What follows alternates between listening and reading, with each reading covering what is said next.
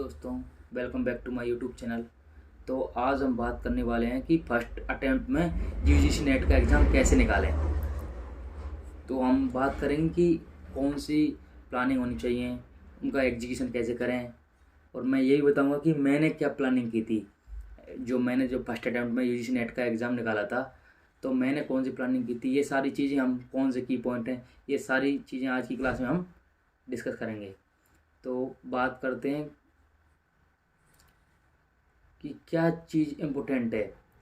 तो हम देखते हैं कि जो इम्पोर्टेंट चीज़ें हैं नेट के लिए, वो सबसे पहली चीज़ है कि सोल्व पी बाई क्यू। सभी लोग बोलते हैं कि पी बाई क्यू सोल्व करो, हमको भी पता है, सब लोग जानते हैं कि पी बाई क्यू बहुत इंपॉर्टेंट रहते हैं, लेकिन हम कर नहीं पाते पी बाई क्यू को। तो ये हमारी गलती रहती है कि हम पी बाई क्यू सोल्व नहीं करते।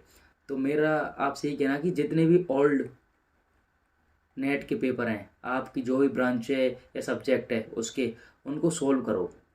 और पेपर 1 और पेपर 2 दोनों को सोल्व करो। ऐसा नहीं लोग बाग पेपर की अपनी सब्जेक्ट का ही पेपर सोल्व कर लें, पेपर 1 को देख लेंगे। देखना नहीं है, सोल्व करना है आपको। दूसरी चीज़ ये है कि क्या करना है आपको, divide units in sub parts and read carefully those topic which are comes NET regularly. तो आपको यूनिट्स को डिवाइड करना है और उन टॉपिक्स पर मेनली फोकस करना है जिनसे नेट के एग्जाम में क्वेश्चन आता ही है। जैसे आपको मैं सीएस में बोलूँ, कंप्यूटर साइंस में, जैसे मेरी ब्रांच कंप्यूटर साइंस है, तो जैसे आपका ऑपरेटिंग सिस्टम है। अब आपको पता है कि ऑपरेटिंग सिस्टम में सीपीयू शेड्यूलिंग से क्वेश्चन आता ही है 1-2 साल में, या हर बार लगभग आता ही है।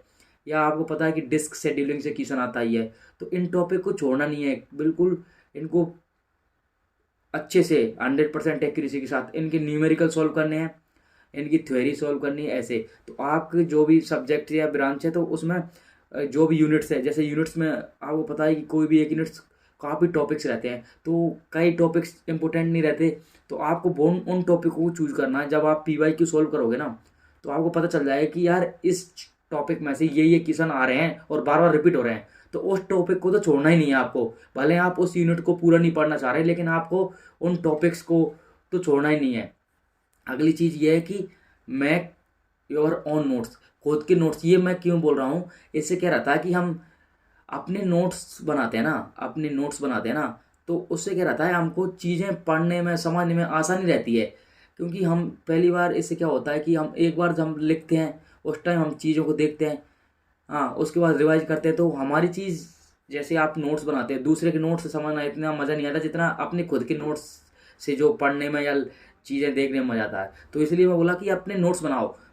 दूसरी चीज़ क्या है, जो सब लोग या टीचर्स या जो भी लोग बताते हैं, हमने, जैसे आपने भी देखा होगा, आपने, सब बोलते हैं कि शॉर्ट नोट्स। अब ये चीज़ सब बोलते हैं, लेकिन करते कितने हैं? अगर 100 बच्चों को बोली ना, तो 10 बच्चे फॉलो करते हैं इस टेक्निक को कि शॉर्ट नोट्स।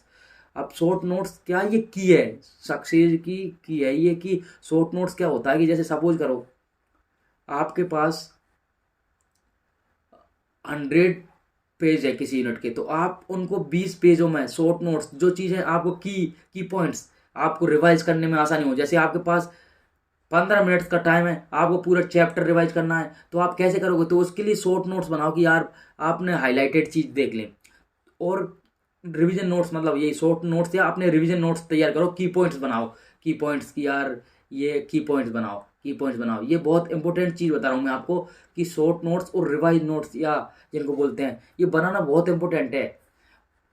जो मेन चीज़ है आपको, जो ये मैं बताना चाहता हूँ कि ये जो मैंने चीज़ लिखी है, ये क्या है कि बार बार नोट्स को रिवाइज करो।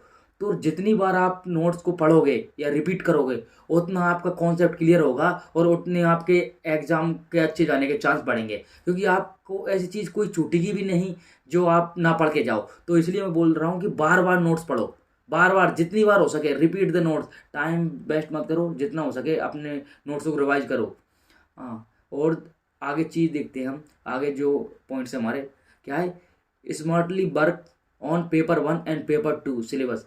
आप पहली बात तो पेपर 1 एंड पेपर 2 का पीडीएफ, हार्ड कॉपी, मतलब आप उनके पीडीएफ निकालवा लो पहली बात तो उनको आप देखोगे कि क्या है इनमें टॉपिक है, क्या है, तो उनको फिर एनालाइज करो कि यार पेपर 1 में मेरे को 10 यूनिट्स हैं, तो उनमें से मैं 8 यूनिट्स स्ट्रॉन्ग कर लेता हूँ और 2 यूनिट्स में जो मेन टॉपिक है, जो हाईलाइटेड टॉपिक है, उनको पढ़ लेता हूँ।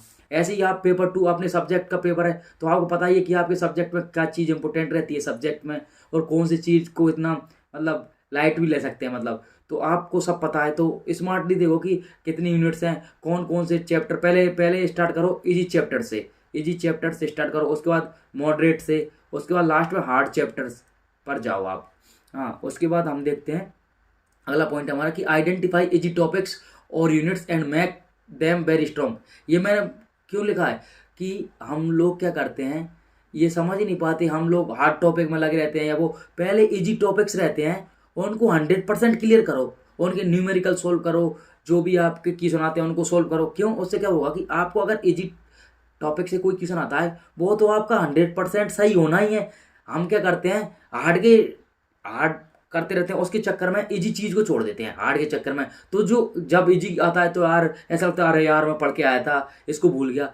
नहीं, भूलते नहीं, क्या कहते हैं, आप रिवाइज ही नहीं कर रहे हो उनको, इजी टॉपिक्स को आप लाइटली ले रहे हो। उनको लाइटली नहीं लेना, उनको बहुत स्ट्रॉन्ग तरीके से करना कि इनसे तो क्वेश्चन गलत हो ही ना। अगली चीज़ क्या है हमारे पास कि make planning for how to attempt exam paper. आपको एग्जाम पेपर, जब एग्जामिनेशन हॉल में जाओगे ना तो सबको पता कि अपनी जो धड़कन है वो तेज़ हो जाती है कि यार कैसा एग्जाम आएगा, क्या होगा। तो आप पहली बात तो शांत रहो, शांत रहो बिल्कुल, कि जो होगा यार मैंने पढ़ा है, जो होगा देखा जाएगा, नहीं होगा तो फिर देंगे। ऐसा नहीं है, अगर आप मेहनत करके गए हो ना तो फिर 100% आपका होना ही है।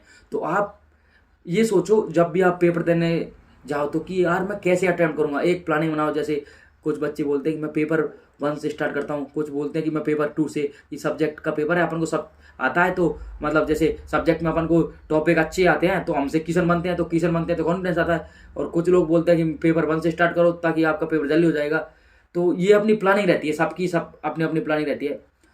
लास्ट चीज़ क्या है कि सोल्व इम्पोर्टेंट क्वेश्चन रिपीटली। मैं ये क्यों बोल रहा हूँ कि हर टॉपिक में हर यूनिट्स में कुछ टॉपिक्स क्या होते हैं, इम्पोर्टेंट होते हैं, तो उनको क्या करो, और उनसे क्वेश्चन आते हैं तो उन इम्पोर्टेंट क्वेश्चन जो आते हैं उनको रिपीटली पढ़ो बार बार और सोल्व करो उनको। ऐसा नहीं है आपको देखना नहीं है, उनको देखना नहीं है, सोल्व करना है। पेन कॉपी उठाओ, पेन कॉपी जब भी पढ़ो आप पेन कॉपी उठाओ और उनको सोल्व करो, क्योंकि देखने से कुछ नहीं होगा, सोल्व करना ही पड़ेगा। पेपर में एग्जाम में क्वेश्चन आता है, आप बोलते अरे यार मैं इसको सोल्व कर लेता, देखने से कुछ नहीं होगा, सोल्व करो।